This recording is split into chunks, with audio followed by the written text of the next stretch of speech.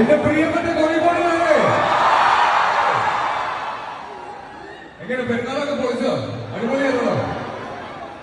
Okay, അപ്പൊ ഞങ്ങൾ ഇവിടെ വന്നതിന്റെ ഉദ്ദേശം എന്താണെന്ന് ഏകദേശം ഐഡിയ കിട്ടി കാണുന്നേ.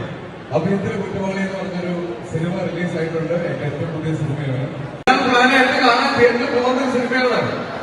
അപ്പൊ എല്ലാവരും പോയി കാണണം. അത് നേരിട്ട് പറയാൻ വന്നതാണ്.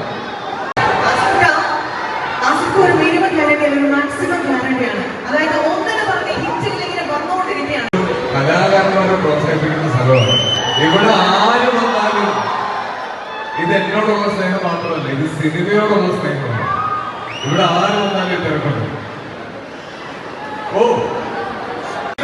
കഠിനകടവെന്ന പടത്തിന്റെ പേര് എല്ലാവരും റീഷായിട്ടിട്ടുണ്ട്.